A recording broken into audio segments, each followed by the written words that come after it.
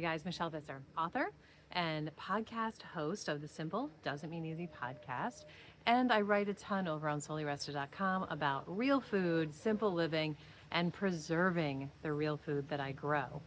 If you'd like to dive into Dehydrating Academy, it has just been launched and I know you will love it, and you will absolutely love the amazing discount code you'll find in the description, so go check that out. Today, I'm going to take you into my garden and I want to show you something I don't talk about a lot, the flowers that are blooming. This year we chose to only grow zinnia. It actually wasn't an intentional choice. It was a matter of we were rushed to get the garden in. We were focusing on the food. We were actually creating this whole new garden bed, and we just didn't put any effort into being creative with our flowers. So I'm super glad. The chickens are being very talkative this morning. Hi guys. I am super glad that the zinnias have done so well. It's been like a bumper crop of zinnia. We plant flowers to attract pollinators, and honestly, even more than that, I plant them because they're just so pretty. They make me so happy every time I go in the garden. So today I'm going to show you some tips about zinnia and growing them yourself. So I know it feels counterintuitive, but if you clip your zinnias and you take the cut flowers and enjoy them inside for beautiful bouquets, you're going to have more blooms outside as well. I know that you think, oh, if I clip them outside, they won't be there anymore and I'll only have them inside for a week or two, and I don't want to not have them outside. But that's not how it works. It's so cool. I mean, God's design is amazing in so many areas of nature, but even down to the point that He created the beautiful flowers in such a way that we can enjoy them in both places, and it actually is good for the plant. So if you know how to prune them correctly, you will actually double your amount of blooms in your garden, and you'll have the bouquets inside as well. Let me show you. So the most important thing when you're pruning your zinnia is to prune them by cutting them in the right spot. If you cut them above a set of leaves, then you're going to have two new shoots coming out from that area. So where you remove the one bloom, eventually you're going to get two. And you really can do this at any spot along here where the two leaves meet up. If you look closely, you'll often see there's new growth already forming right there where you're going to be cutting off the bloom anyway. So let me cut a few of these. Now when you go to make your bouquet, you want to remove the bottom leaves because they're just going to get moldy and yucky in your water. Your water will stay fresher for longer if you do that. Now see, here is a spot where there would have been a new shoot coming off with a new bloom. Obviously, that can come off now. Another thing to look for when you're cutting your zinnia, if you have choices, if you have a whole bunch of them and you want to choose the best blooms, go for the stiffer ones. If you shake them on the plant, see how this one is not very wobbly? It's pretty stiff. This one is a better one to cut. The ones that are wobbly are newer, and you should let them get a little more strength before you cut them. Now, in my case, I'm just making a big bouquet, so I'm not really going to worry a whole lot about it. But if I find some wobbly ones here, I will show you. And let me show you this, actually. Let me bring it closer. If you look closely, you'll see where I have cut a flower from this spot down in here. And where I cut it, I have the bloom I'm going to cut today, a new shoot that's going to give me a bloom in a few weeks, and another bloom coming off over here. I'll probably cut that one as well.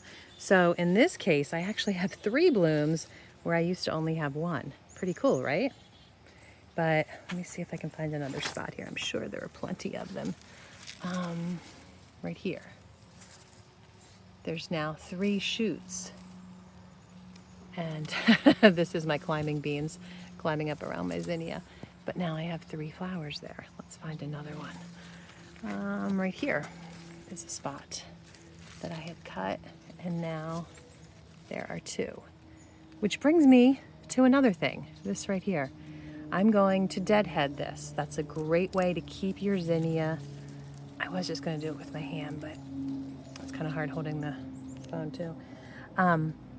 It's a great way to keep your zinnia producing, because instead of putting any more energy into this dead, ugly flower, the plant can ignore that once I cut it off and start putting its energy into growing more shoots, more flowers, more stems, etc.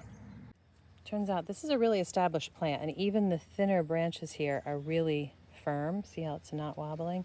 This one I did find though, that one, if you notice, is more wobbly.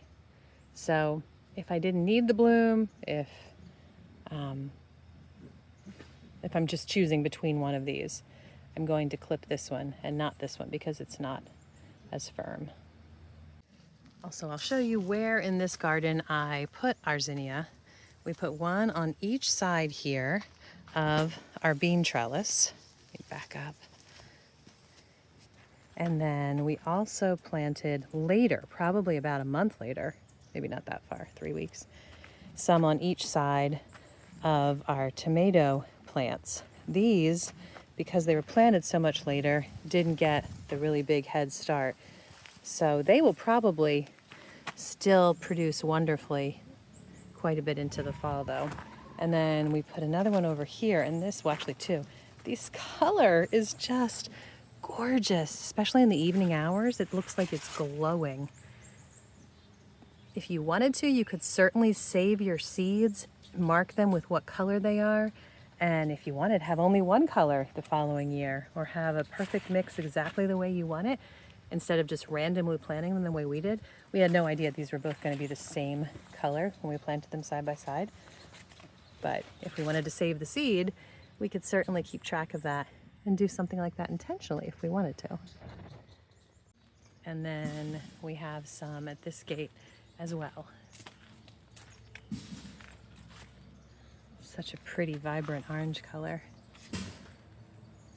We also planted some at each gate as we're going out. We can see the flower, but it hasn't had much room to thrive there. I love it that on a farm there's often no waste, especially when you have these guys around.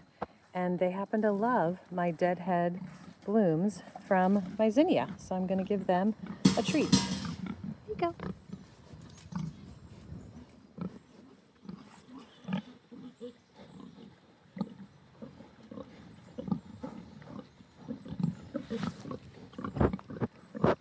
Side note, I want to show you one reason my zinnias are doing so amazingly well. Same with my whole garden. I started using this fertilizer this year. It's totally organic. It's amazing, and the results are through the roof. Like, I can't even believe here in New England, in the cold weather that we have and the short growing season that we have, how wonderfully my garden has thrived. And I really do give a lot of credit to this amazing fertilizer. I will link it in the description if you'd like to know more. I planted some in this bed as well, not nearly as many, but I'm going to clip some of these too. In this garden, this is the only, well no, there are a couple colors, but primarily this is the only color that came up, which again makes it a nice reason to take the time to save the seeds so you can have variety if that's what you'd like. In addition to the zinnia by the corn, I put some at the end of our row of cucumbers here as well. It's a really pretty color. Of course, I have to stop and pick some cucumbers as well,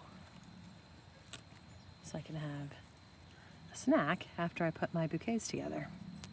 As I'm heading back up with my basket, I look over and realize there's some peppers I couldn't see from inside the garden. I actually picked peppers from inside, but somehow didn't see the ones that are obvious from the outside of the garden. So those are going to go in here, my cucumbers, and I have more peppers down underneath. So it's a good loot.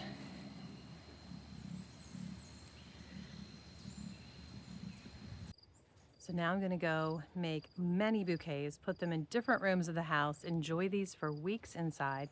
And here's that tip I promised you. I'm going to extend the life of these blooms by adding just about maybe a teaspoon or two of sugar, just plain old table sugar, to the water in the vase as I add the flowers. And that will give them extra food to extend their life. This works for all cut flowers. So I hope you found this video useful.